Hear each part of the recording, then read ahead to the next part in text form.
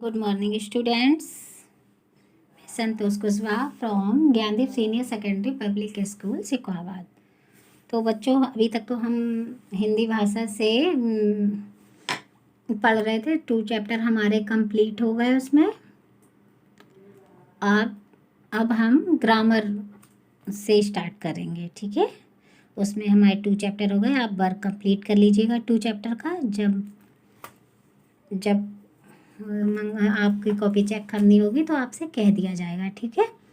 आप ग्रामर की अलग कॉपी बना लीजिएगा, अच्छे से इंट्रोडक्शन वगैरह डाल दीजिएगा, इंडेक्स फिल करनी है। और हमारा फर्स्ट चैप्टर है सरस हिंदी व्याकरण से। ये है हमारी हिंदी व्याकरण की किताब। आई होप सभी के पास होगी। नहीं है तो प्लीज़ परचेस कर लीजिए, किसी से ले लीजिए, ठीक है, ताकि आपको पढ़ने में आराम हो। और व्याकरण वैसे भी अगर हम ध्यान से ना पढ़ें तो हमें समझ में नहीं आती है। व्याकरण पे ज़्यादा ध्यान देना पड़ता है, क्योंकि सारी कमियां हम व्याकरण से ही दूर करते हैं। अपनी हिंदी की जो जितनी भी हमें कमियां होती हैं वो सारी हम किससे दूर करते हैं? हिंदी व्याकरण से, ठीक है। तो चलिए हम अपनी कमियों को आज से दूर करना शुरू करते हैं, ठीक है। तो हमारा फर्स्ट चैप्टर है भाषा। अब देखिए, फर्स्ट चैप्टर ही भाषा है, लैंग्वेज। भाषा क्या होती है? जिसके द्वारा हम अपनी बात दूसरों को समझाते हैं या दूसरों तक पहुंचाते हैं, उसे भाषा कहते हैं, या दूसरों की बात समझते हैं। ये जो समझने का और समझाने का ये जो माध्यम है, इसको क्या कहते हैं? भाषा। पहले तो आप पिक्चर देख लीजिए आराम से। देखिए, कुछ बच्चे खेल रहे हैं, कुछ चल रहे हैं, कुछ झूला झूल रहे हैं, कुछ बात कर रहे हैं, कुछ खा रहे हैं, ठीक है। तो आपको समझ में आया अपनी बात समझाने के तरीके को या दूसरों की बात समझने के तरीकों को हम नॉर्मल भाषा में भाषा कह सकते हैं, ठीक है। अब चलिए हम इसकी रीडिंग करते हैं आज। आधी छुट्टी हो गई। आधी छुट्टी मतलब इंटरवल में, ठीक है। इंटरवल को आधी छुट्टी कहते हैं।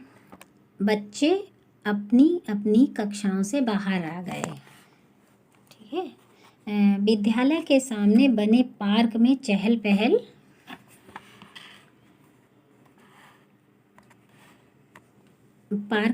पहल हो रही थी। तरुण और सौरभ चौथी कक्षा में पढ़ते हैं। चौथी कक्षा यानी कि 4th क्लास में पढ़ते हैं। तरुण ने सौरभ से पूछा, मित्र तुम कल मेरे जन्मदिन पर क्यों नहीं आए? उसने क्वेश्चन पूछा कि तुम कल मेरे जन्मदिन पर क्यों नहीं आए? सौरभ बोला, मैं आने के लिए तैयार हो रहा था कि अचानक मेरे मामा जी आ गए। कौन आ गए? मामा जी। हम सबको उनके साथ बाहर जाना पड़ा।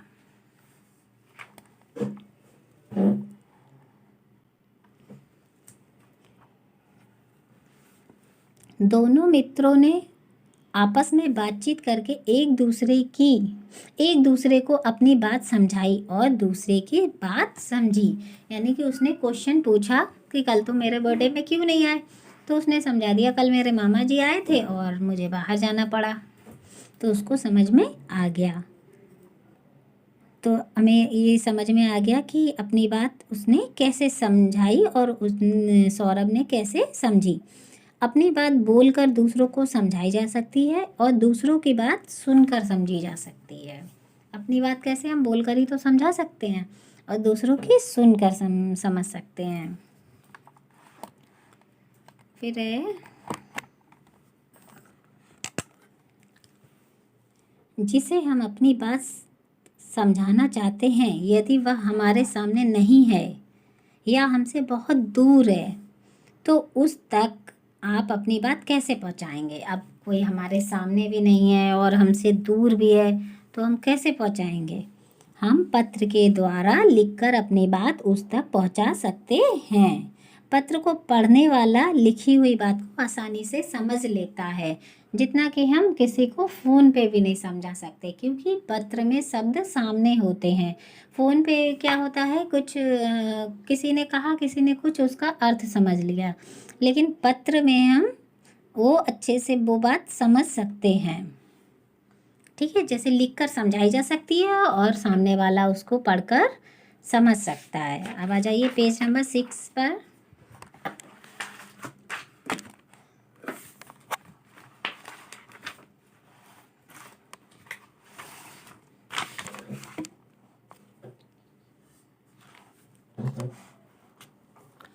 अपनी बात लिखकर भी दूसरों को समझाई जा सकती है, जिसे पढ़कर समझा जा सकता है। पहले क्या थी, बोलकर समझाई जा सकती है और सुनकर समझी जा सकती थी। ठीक है, और दूसरी क्या है, लिखकर समझाई जा सकती है और पढ़कर समझी जा सकती है। अतः हम कह सकते हैं, भाषा वह साधन है जिसके द्वारा हम अपने विचार दूसरों तक बोलकर या लिखकर पहुंचा सकते हैं। भाषा वह साधन है जिसके द्वारा हम अपने विचार क्या कर सकते हैं, लिखकर या बोलकर दूसरों तक पहुंचा सकते हैं, और सुनकर और पढ़कर दूसरे के विचारों को समझ सकते हैं। अपने विचार कैसे दे सकते हैं, लिखकर और बोलकर, और दूसरों के कैसे समझ सकते हैं, पढ़कर और सुनकर। अब भाषा के 2 रूप होते हैं, ये तो हम फर्स्ट क्लास से पढ़ते आ रहे हैं और पढ़ाते आ रहे हैं। ठीक है, लिखित और मौखिक। तो चलिए इसको डिटेल में पढ़ते हैं। मौखिक भाषा यानी कि ओरल लैंग्वेज। टेलीविज़न पर उद्घोषिका बोलकर समाचारों का वाचन करती है, हम उन्हें सुनकर समझ लेते हैं। उद्घोषिका मतलब समाचार जो बोलते हैं उनको कहते हैं। ठीक है, जैसे कोई टीवी में समाचार बोल रहा है तो हम उनके समाचार कैसे समझते हैं, सुनकर। ठीक है, तो ये क्या हो गया, ये मौखिक रूप हो गया। फिर दूसरा है लिखित रूप। लिखित रूप है, सुरेश अपने बड़े भाई का पत्र पढ़कर उसमें लिखी बातों को समझ रहा है। अब ये देखिए, सुरेश है ये, इसके भाई ने पत्र लिखा था, अब ये उनकी बातों को कैसे समझ रहा है, पढ़कर। तो ये भाषा का कौन सा रूप हो गया, लिखित रूप। ठीक है,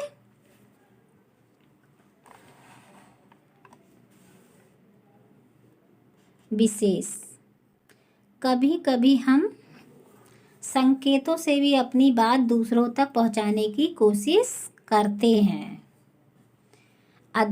जैसे अध्यापक जी रवि को संकेत करके अपने पास बुला रहे हैं। संकेत करके ही तो कभी कभी हम बुलाते हैं, ऐसे आ जाओ या इधर आओ, इस तरीके से ना। तो ये क्या हुए, संकेत। या चुप हो जाओ, ऐसी उंगली दिखा देते हैं ना, तो आप साइलेंट हो जाते हो क्लास में, तो ये हुए संकेत। तो अध्यापक संकेतों से अपने पास बुला रहे हैं। जैसे अध्यापक जी ने संकेतों को संकेत करके अपने पास बुला रहे हैं, पर संकेतों से हर बात समझाई नहीं जा सकती। अब संकेतों से मैंने ये तो समझा दिया कि चुप हो जाओ, बैठ जाओ, इधर आ जाओ, ये तो समझा सकते हैं, लेकिन संकेतों से हम पूरा चैप्टर आपको नहीं पढ़ा सकते हैं।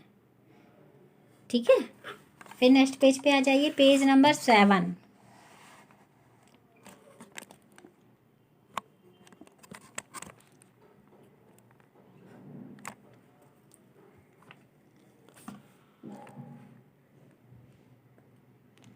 संसार में अनेक भाषाओं का प्रयोग किया जाता है।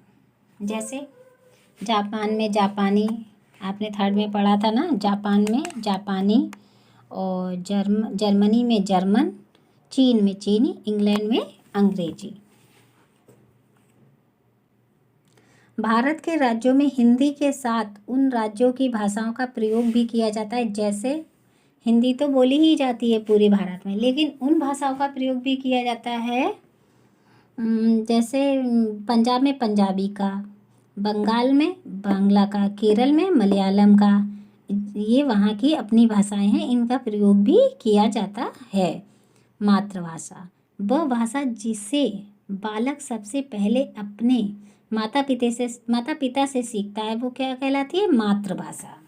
क्या कहलाती है? मातृभाषा, जो हम अपने मम्मी पापा से सीखते हैं, यानी कि जो हमारे घर में बोली जाती है। और राजभाषा किसे कहते हैं?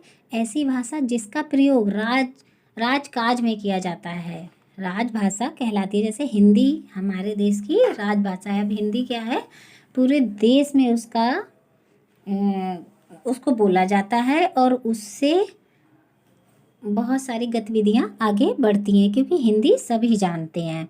अब जैसे कोई बांग्ला का यहाँ आ जाए तो हम तो उसकी भाषा नहीं जानेंगे और वो भी हमारी नहीं, लेकिन जो हिंदी है वो समझेगा और हम उसकी हिंदी समझ लेंगे। ठीक है। अब बच्चों आगे दिया है लिपि। लिपि मैं कल आपको पढ़ाऊँगी नेक्स्ट वीडियो में। ठीक है। आप इतना पढ़ लीजिएगा, इसको एक बार और पढ़िएगा तो आपको समझ में आ गया होगा। भाषा में 4 बातें होती हैं: लिखना, बोलना, पढ़ना और सुनना। और भाषा के 2 रूप होते हैं, लिखित और मौखिक। ठीक है। अब हम आगे की उसमें करेंगे। अभी आप होमवर्क में मैं यही दे रही हूँ कि इस चैप्टर को आप दोबारा से पढ़ लेंगे और आगे का भी पढ़ लेंगे, ताकि आपको और अच्छे से समझ में आए। ठीक है। बाय बेटा।